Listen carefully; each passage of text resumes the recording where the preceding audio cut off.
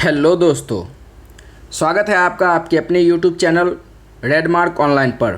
चलिए modern history कर रहे हैं। मॉडर्न हिस्ट्री का ये पहला लेसन है, पहला चैप्टर है जिसका नाम है भारत में यूरोपियों का आगमन। और हम एमसीक्यू टाइप कर रहे हैं और सारे ही लेसन हम एमसीक्यू टाइप करेंगे। तो चलिए पहला टॉपिक है ये और स्टार्ट करते हैं हम पहले क्वेश्चन से। पहला क्वेश्चन है, उस्मानिया सल्तनत ऑटोमन साम्राज्य एशिया माइनर पर विजय कब प्राप्त करता है। एशिया माइनर का अर्थ है तुर्की वाला एरिया, तुर्की वाला क्षेत्र। इस पर उस्मानिया सल्तनत ने 1453 ईस्वी में अपना अधिकार स्थापित कर लिया था। नेक्स्ट क्वेश्चन है, कुस्तुनतुनिया पर 1453 ईस्वी में किसने अधिकार किया था। कुस्तुनतुनिया पर 1453 ईस्वी में उस्मानिया तुर्कों ने अपना अधिकार स्थापित कर लिया था। नेक्स्ट क्वेश्चन है, कुतुबनुमा की समुद्री यात्रा में क्या उपयोगिता है। कुतुबनुमा को कहते हैं दिशा सूचक यंत्र और ये दिशा सूचक के रूप में काम लाया जाता था। चौथा क्वेश्चन है, 15वीं और 16वीं शताब्दियों में नए देशों और व्यापारिक मार्गों की खोज की होड़ किस महादेश में प्रारंभ हुई। तो 15वीं और 16वीं शताब्दियों में नए देशों की खोज या नए क्षेत्रों की खोज यूरोपीय महादेश से शुरू होता है। तो इस तरह से आपका आंसर हो जाएगा यूरोप महादेश। नेक्स्ट, समुद्री मार्गों की खोज का पहला कदम किन देशों ने उठाया। पहला कदम तो देखिए सबसे पहले यूरोप महादेश में स्टार्ट होता है और यूरोप महादेश के दो देश पुर्तगाल और स्पेन ने नए नए क्षेत्रों की खोज करने में पहल किया था। नेक्स्ट क्वेश्चन है, कोलंबस मूलतः किस देश का था। कोलंबस मूलतः किस देश का था। देखिए इस क्वेश्चन में हमें कंफ्यूज नहीं होना है। पूछ रहा है मूलतः किस देश का था, तो वह इटली का था, क्योंकि इटली में उसका जन्म हुआ था और वो स्पेन के यात्री के तौर पर अमेरिका की खोज की थी। स्पेन के यात्री के तौर पर अमेरिका की खोज की थी। तो अगर क्वेश्चन पूछ रहा है कि मूलतः किस देश का था, तो मूलतः उसी देश का माना जाएगा जिस देश में उसका जन्म हुआ था और इस तरह आपके क्वेश्चन का आंसर हो जाएगा इटली का। नेक्स्ट क्वेश्चन है, कोलंबस ने 1492 में किस स्थान की खोज की थी। तो कोलंबस ने 1492 में खोज की थी अमेरिका की और उसे नई दुनिया कहकर संबोधित किया। नई दुनिया कहकर उसे संबोधित किया और वहाँ के लोगों को रेड इंडियंस कहा। रेड इंडियंस कहा। चलिए नेक्स्ट देख लेते हैं, वास्को डिगामा भारत कब पहुंचा। वास्को डिगामा 1498 ईस्वी में भारत पहुंचा था और ये भारत पहुंचने वाले पहले पुर्तगाली व्यक्ति नहीं थे। इसका संबंध पुर्तगाल से है, लेकिन ये पहले पुर्तगाली व्यक्ति नहीं थे। आगे इसका क्वेश्चन है, बताएंगे। तो 1498 ईस्वी में वास्को डिगामा भारत पहुँचे थे और ये मालाबार तट पर पहुँचे थे। मालाबार तट पर पहुँचे थे जो कि केरल का तट है, यहाँ पहुँचे थे।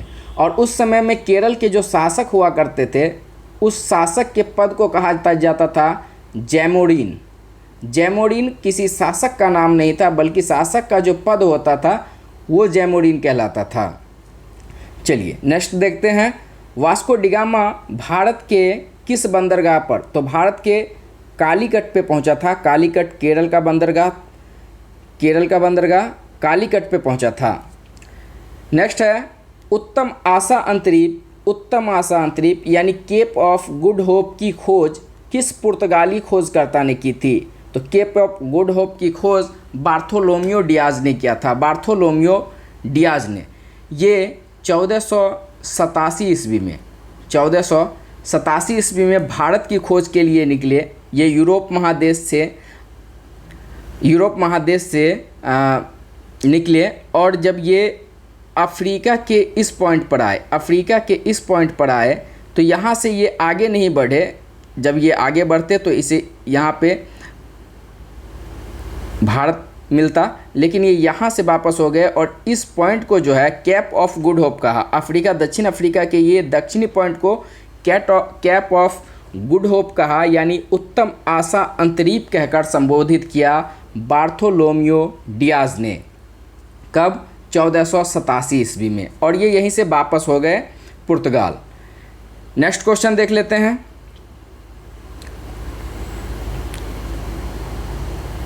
सूची 1 को सूची 2 से सम्मिलित कीजिए, मिलाइए। सूची 1 में खोजे गए देश और समुद्री मार्ग के खोजकर्ता का नाम दिया गया है। हम लोग एक एक करके मिलाते हैं। न्यूजीलैंड की खोज किया था तस्मान हॉलैंड ने। तस्मान हॉलैंड ने न्यूजीलैंड की खोज किया था। और ब्राज़ील की खोज अल्ब्राज कैब्राल ने किया था। अल्ब्राज कैब्राल ने किया था ब्राज़ील की खोज। वहीं ऑस्ट्रेलिया की खोज कैप्टन कुक ने किया था और अमेरिका की खोज कोलंबस ने की थी। तो इस तरह से हम लोग देख लेते हैं। अल्ब्रेज कैब्राल जो कि पुर्तगाली यात्री थे। तस्मान हॉलैंड हॉलैंड के थे, यानी डच थे।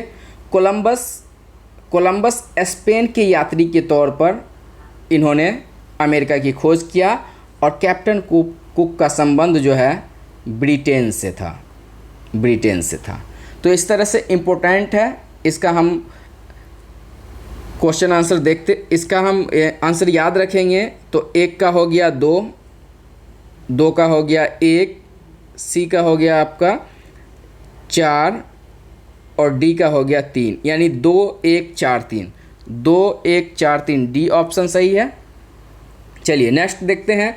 निम्नलिखित में से किस नाविक ने वास्को डिगामा को उत्तम आशा अंतरिक्ष से भारत तक का रास्ता खोजने में मदद किया? देखिए, इससे पहले जो हम लोगों ने अभी देखा कि 1487 ईस्वी में एक पुर्तगाली यात्री भारत के खोज के लिए निकला और भारत के खोज के लिए निकला, लेकिन वो भारत की खोज नहीं कर पाए। फिर 1498 ईस्वी में आते हैं वास्को डिगामा, और वास्को डिगामा वहीं पहुंचते हैं कैप ऑफ गुड होप यहाँ। और यहाँ से आगे का रास्ता इन्हें एक यहाँ पे मिल जाते हैं एक गुजराती व्यापारी जिनका नाम रहता है अब्दुल माजिद। और वो यहाँ से कैप ऑफ गुड होप से आगे का रास्ता बताते हैं कहाँ तक के लिए? भारत तक के लिए। और भारत के मालाबार तट जो है वहाँ तक इनको ले जाते हैं। और फिर वहाँ पर कालीकट बंदरगाह पर केरल का जो वर्तमान शासक थे झैमोरिन, उन्होंने वास्को डिगामा का भव्य स्वागत किया। तो इस तरह पूछता है कि उत्तम आशा अंतरिक्ष से भारत तक का रास्ता खोजने में मदद किसने किया वास्को डिगामा की? तो आंसर हो जाएगा अब्दुल मजीद, या कहीं कहीं अब्दुल मुनीद भी लिखता है। तो हम इसमें कंफ्यूज नहीं होंगे। नेक्स्ट है, कालीकट के किस शासक ने वास्को डिगामा का स्वागत किया? तो अभी हम लोगों ने पढ़ा झैमोरिन ने इसका स्वागत किया था। और कालीकट के राजा से व्यापार का अधिकार प्राप्त करने के बाद वास्को डिगामा को कहाँ के व्यापारियों ने विरोध किया? तो देखिए, अभी तक भारत पर अरबी मूल के जो व्यापारी थे उनका एक छत्र राज था, इनका कोई कंपेटिटर नहीं था। लेकिन अब जब नए क्षेत्रों की खोज होने लगी थी और समुद्री मार्ग से यूरोपीय भारत आने लगे थे और उनको व्यापारिक अधिकार दिया जाने लगा, तो इसका विरोध वही करेंगे अरबी मूल के व्यापारी। नेक्स्ट है, भारत में खरीदे मसालों को वास्को डिगामा अपने यहाँ कितना मुनाफा में भेजा? देखिए, जब वास्को डिगामा 1498 में भारत आए और जब वो लौट रहे थे तो उन्होंने कुछ मसाला खरीदा भारत से, और जब उसे पुर्तगाल बाज़ार में जाकर बेचा तो वो 60 गुना मुनाफा कमाए।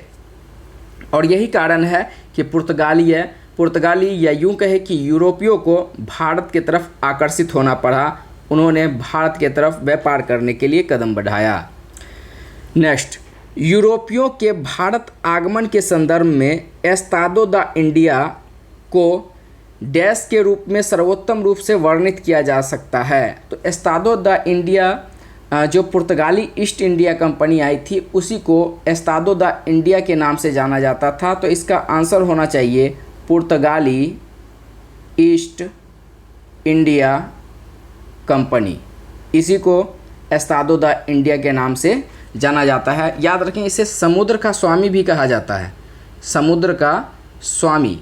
अब क्यों कहा जाता है समुद्र का स्वामी? आगे क्वेश्चन है, चर्चा करेंगे। तो इसका आंसर भारत में फारसी द्वारा स्थापित प्रशासनिक व्यवस्था, जी नहीं।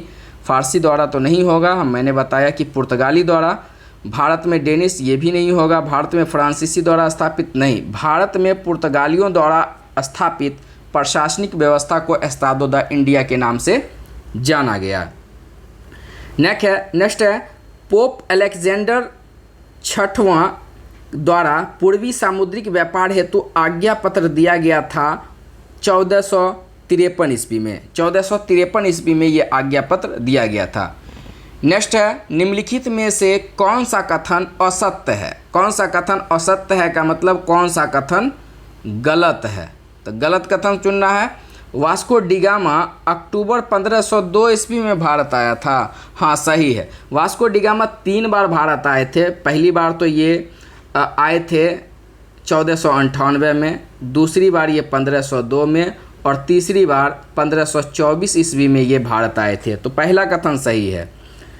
दूसरा है पुर्तगालियों की पहली फैक्ट्री कालीकट में स्थापित हुई थी। पुर्तगालियों की पहली फैक्ट्री कालीकट में ही स्थापित हुई थी, ये बात सही है। तीसरा है जहाज व्यापारी अल्ब्रेज कैब्राल 1503 ईस्वी में भारत आया था। नहीं, ये 1503 ईस्वी में नहीं बल्कि ये 1500 ईस्वी में भारत आया था। और डी में देखते हैं 1503 ईस्वी में अल्बुकर्क ने कोचीन में पहला यूरोपीय किला या फोर्ट बनवाया था, ये भी सही है। तो सी इसका आंसर हो जाएगा, क्योंकि ये 1503 में नहीं 1500 में भारत आया था अल्ब्रेज कैब्राल।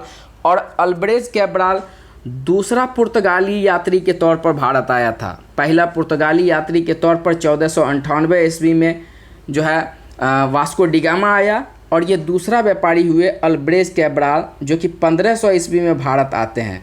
याद रखेंगे अल्ब्रेज कैब्राल ने ब्राज़ील की खोज की थी, और जब ये 1500 ईस्वी में भारत आए थे तो इन्होंने कालीकट में एक फैक्ट्री स्थापित किया था, लेकिन इसे जैमोरिन से इसने आज्ञा प्राप्त नहीं किया था, इसलिए जैमोरिन ने फैक्ट्री बंद करवा दिया और इसे वापस भेज दिया। नेक्स्ट, गोवा, दमन और दीव का उपनिवेशीकरण मूलतः किया था, किसने किया था भाई? पुर्तगालियों के द्वारा। पुर्तगालियों के द्वारा गोवा, दमन और दीव का उपनिवेशीकरण किया गया था। उपनिवेश का मतलब होता है अपने अधिकार में ले लेना, यानी गुलाम बना लेना। नेक्स्ट, पुर्तगाली व्यापारिक कंपनी के भारत आगमन का सर्वप्रमुख उद्देश्य क्या था? काली मिर्च व अन्य मसालों के व्यापार पर एकाधिकार प्राप्त करना। हाँ, मुख्य रूप से यही उद्देश्य था उनका कि वो मसालों का व्यापार पर एकाधिकार प्राप्त कर सकें। नेक्स्ट देख लेते हैं, निम्न में से कौन भारत में पहला पुर्तगाली वायसराय था? भारत में पहला पुर्तगाली वायसराय था। तो देखिए 1498 में वास्को डिगामा के जब भारत आने के बाद पुर्तगालियों का भारत आगमन जो है सो शुरू हो गया, और पुर्तगाली धीरे धीरे व्यापार करना शुरू कर दिए और अपना व्यापारिक कोठी भी खोल लिया। फिर पुर्तगालियों के इस व्यापारिक पर नियंत्रण रखने के लिए, इस व्यापार पर नियंत्रण रखने के लिए पुर्तगाली वायसराय का पद लाया गया था, और 1505 ईस्वी में पहला पुर्तगाली वायसराय बनकर फ्रांसिस्को दी अल्मोड़ा को भेजा गया। फ्रांसिस्को दी अल्मोड़ा को भेजा गया और इसे न सिर्फ व्यापार पर नियंत्रण रखने के लिए बल्कि इसे एक प्रमुख जिम्मेवारी देकर भेजा गया था कि जो हिंद महासागर का क्षेत्र है उस पर कब्जा करें और हिंद महासागर के क्षेत्र पर कब्जा करने के लिए एकाधिकार स्थापित करने के लिए फ्रांसिस्को दी अल्मोड़ा ने ब्लू वाटर पॉलिसी यानी शांत जल की नीति को अपनाया। तो याद रखेंगे ब्लू वाटर पॉलिसी किसने चलाया था? फ्रांसिस्को दी अल्मोड़ा ने। और इस नीति के तहत फ्रांसिस्को दी अल्मोड़ा यानी कि पूरे का पूरा जो है हिंद महासागर पर एकाधिकार प्राप्त करने में या कब्जा करने में सफल रहा था। यहाँ तक कि उस समय जो भारत में जो मुग़ल शासक थे, बाद के समय में भारत के जो मुग़ल शासक थे जिसका नाम था अकबर ने भी जो है सो हिंद महासागर में व्यापार करने के लिए पुर्तगालियों से कार्टेज खरीदा था। कार्टेज, ये कार्टेज क्या है? तो ये कार्टेज व्यवस्था पुर्तगालियों ने भारत में लागू किया था कि जिन व्यापारियों को हिंद महासागर के क्षेत्र में व्यापार करना हो, हिंद महासागर के क्षेत्र में व्यापार करने के लिए उन्हें पुर्तगालियों से लाइसेंस खरीदने की ज़रूरत होगी, और जब वो लाइसेंस खरीदेंगे तो उन्हें ना सिर्फ हिंद महासागर में व्यापार करने की अनुमति दी जाएगी, बल्कि हिंद महासागर में उन्हें सुरक्षा भी प्रदान किया जाएगा। तो ये है कि फ्रांसिस्को दी अल्मोड़ा ने ब्लू वाटर पॉलिसी चलाया और पुर्तगाली वायसराय के रूप में, पहले पुर्तगाली वायसराय के रूप में 1505 ईस्वी में आए भारत, और 1509 ईस्वी तक ये पुर्तगाली वायसराय रहे, और उसके बाद 1509 ईस्वी में दूसरा पुर्तगाली वायसराय आ जाते हैं, जिसके बारे में हम आगे पढ़ते हैं। चलिए नेक्स्ट है, निम्नलिखित में से किसने ब्लू वाटर पॉलिसी अथवा शांत जल की नीति की शुरुआत की? अभी हम लोगों ने पढ़ा है फ्रांसिस्को दी अल्मोड़ा। नेक्स्ट 1508 ईस्वी में चौल का युद्ध 1508 ईस्वी में अल्मीडा वही फ्रांसिस्को दी अल्मोड़ा या अल्मीरा गुजरात के शासक से पराजित हुआ था। जी हाँ, सही है। दूसरा कथन है 1509 ईस्वी में दीव के युद्ध फ्रांसिस्को दी अल्मोड़ा ने महमूद बेगरा मिस्र तथा तुर्की शासकों के समुद्री बेड़ों में पराजित किया था। हाँ, पराजित किया था महमूद बेगरा को, और मिस्र के और तुर्की के शासकों के समुद्री बेड़ों को पराजित किया। जी हाँ, और इस तरह से ये दोनों कथन सत्य हो जाता है। तो आपको मुख्य रूप से याद रखना है, चौल का युद्ध 1508 और दीव का युद्ध 1509, और ये दोनों युद्ध लड़ा फ्रांसिस्को दी अल्मोड़ा ने ये दोनों युद्ध लड़ा था। पहला युद्ध में हार गए थे गुजरात के शासक के साथ, लेकिन दूसरे युद्ध में इन्होंने गुजरात के साथ साथ मिस्र और तुर्की के समुद्री बेड़ों को भी हरा दिया। तो इस तरह से कौन सा कथन सही है पूछ रहा है, तो दोनों कथन सही है। नेक्स्ट, निम्नलिखित में से कौन सा कथन सही नहीं है? अल्बुकर्क ने ब्लू वाटर पॉलिसी को बंद कर दिया। अल्बुकर्क, जी हाँ, अल्बुकर्क अल्फांसो, इसका नाम था अल्फांसो डी अल्बुकर्क। ये 1509 ईस्वी में पुर्तगाली वायसराय बनकर आया और 1515 ईस्वी तक पुर्तगाली वायसराय के पद पर रहा। इसने 1510 ईस्वी में गोवा पर अधिकार प्राप्त कर लिया था। तो ये देखते हैं, और इसने शांत जल की नीति को यानी ब्लू वाटर पॉलिसी को समाप्त कर दिया था। तो अल्बुकर्क ने ब्लू वाटर पॉलिसी को बंद करवा दिया था, सही है। 1510 ईस्वी में अल्बुकर्क ने बीजापुर के शासक यूसुफ आदिल शाह से गोवा को छीन लिया था, ये भी सही है। तो इस तरह से आंसर बोल रहा है कि इसका कौन सा आंसर सही है।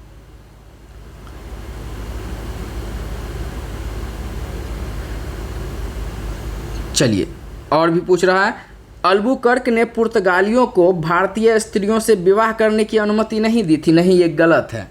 देखिए, अल्बुकर्क अभी हम लोग पढ़ रहे थे कि दूसरे वायसराय के रूप में 1509 ईस्वी में आए थे, पुर्तगाली वायसराय के रूप में।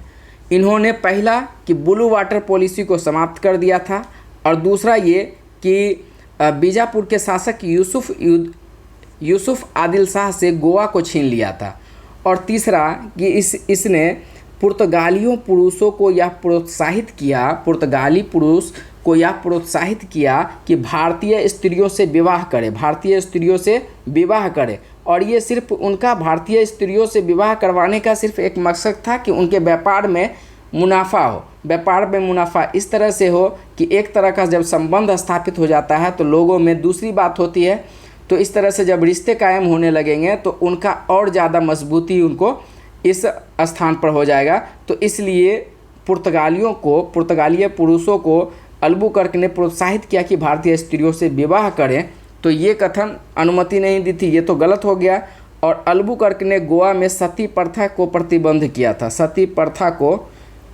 किया। हाँ, ये भी सही है। देखिए, अल्बुकर्क ने पुर्तगाली पुरुषों को भारतीय स्त्रियों से विवाह करने के लिए अनुमति दिया और अल्बुकर्क ने गोवा में सती प्रथा को प्रतिबंधित किया। जी हाँ, गोवा में जो क्षेत्र पुर्तगालियों के अधीन था उन क्षेत्र में पुर्तगाली गवर्नर अल्बुकर्क ने सती प्रथा को प्रतिबंध कर दिया था और इसीलिए अल्बुकर्क को राजा राम मोहन राय का पूर्वगामी कहा जाता है। राजा राम मोहन राय का पूर्वगामी किसे कहा जाता है?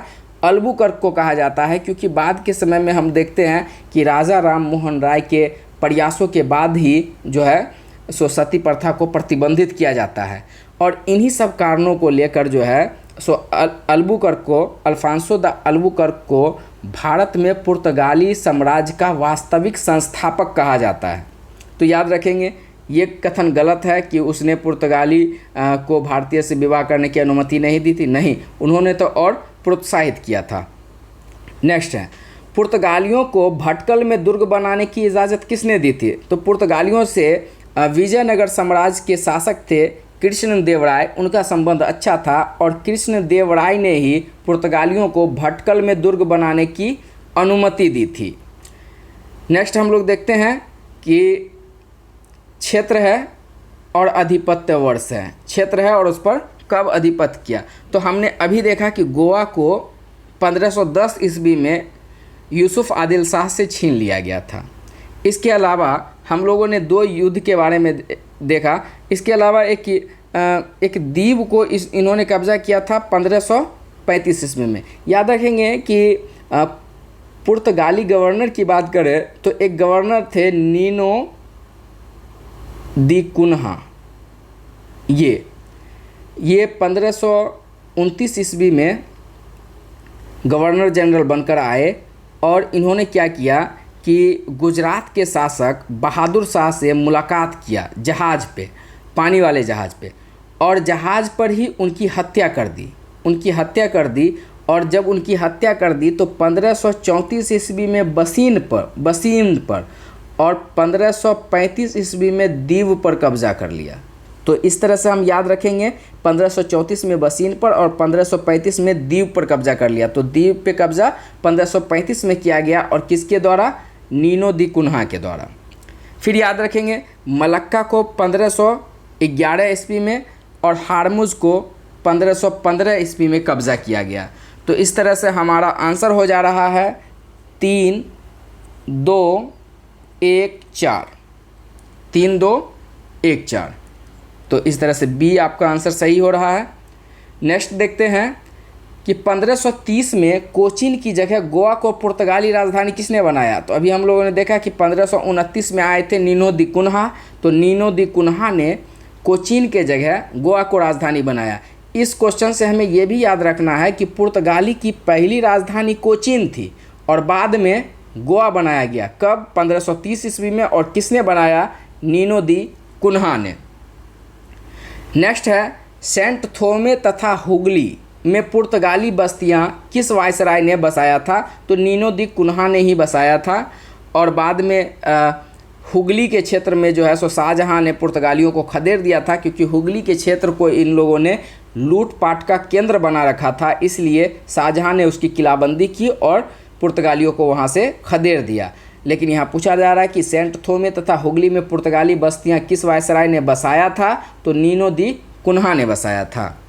नेक्स्ट क्वेश्चन है, नीनो दी कुन्हा ने गुजरात के शासक बहादुर शाह की हत्या कर किस वर्ष बसीन पर कब्जा कर लिया था? अभी हमने देखा था कि गुजरात के शासक बहादुर शाह की हत्या जहाज़ पे कर दिया और सबसे पहले जो है सो 1534 में बसीन पे कब्जा किया और 1535 में दीव पर कब्जा किया। तो यहाँ पे पूछ रहा बसीन पे कब्जा किया, तो 1534 में बसीन पर कब्जा किया।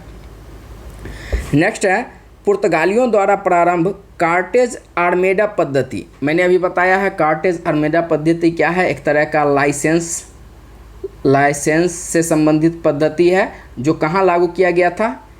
हिंद महासागर के क्षेत्र में। हिंद महासागर के क्षेत्र में अगर कोई इनसे कार्टेज लिए बगैर, लाइसेंस लिए बगैर हिंद महासागर के क्षेत्र में व्यापार करने जाते थे तो उनके जहाज़ को लूट लिया जाता था इन लोगों के द्वारा। और इन लोगों ने ये हवा फैला रखी थी कि हमारी नौसैन्य शक्ति जो है इसका मुकाबला करने का अभी किसी के पास कोई ताकत नहीं है, यानी कि सबसे शक्तिशाली नौसैन्य हमारे पास है और हमसे कोई मुकाबला नहीं कर सकता है। तो पुर्तगालियों द्वारा प्रारंभ कार्टेज आर्मेडा पद्धति क्या थी? तो आंसर हो जाएगा सामुद्रिक मार्गों पर सुरक्षा कर यानी कि टैक्स वसूलने की व्यवस्था। जी हाँ, ये था। नेक्स्ट देख लेते हैं, निम्न कथनों पर विचार कीजिए। पहला कथन है पुर्तगालियों ने सोकोत्रा द्वीप, फारस की खाड़ी, हारमुज तथा हिंद महासागर में अपनी चौकियां स्थापित की थी। हाँ, सही है, ये बात सही है। दूसरा है भारत का जापान के साथ व्यापार का श्रेय भी पुर्तगालियों को जाता है। हाँ, ये भी बात सही है। भारत का जापान के साथ जो व्यापार जो शुरू हुआ उसका श्रेय भी पुर्तगालियों को जाता है। इन्हीं के द्वारा जो है भारत का व्यापार जापान के साथ शुरू हुआ।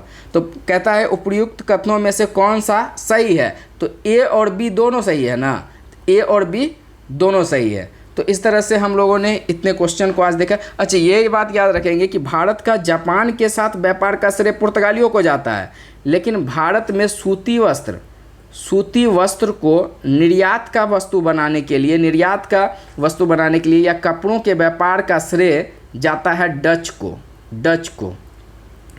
डच ईस्ट इंडिया कंपनी ने ही पहली बार भारत से सूती वस्त्र का व्यापार शुरू किया था या कपड़ों के व्यापार शुरू किया था, इसलिए सूती वस्त्र को निर्यात का साधन सबसे पहले बनाया था डच ने। और भारत का जापान के साथ व्यापार शुरू करवाने का श्रेय किसको जाता है? पुर्तगालियों का। ठीक है, नेक्स्ट पार्ट में हम इससे आगे का क्वेश्चन करेंगे। और याद रखें कि इस चैप्टर में इतने क्वेश्चन आपको करवाए जाएंगे कि एग्ज़ाम में अगर इस चैप्टर से क्वेश्चन पूछा जाता है तो 99.9% उम्मीद रखिए कि आपको हमारे द्वारा करवाए जा रहे MCQ से मिलेंगे। और इस तरह से हम चैप्टर बाय चैप्टर करके पूरा इतिहास को हम लोग पढ़ेंगे। तो चलिए नेक्स्ट चैप्टर में हम फिर मिलते हैं, तब तक के लिए खुश रहें।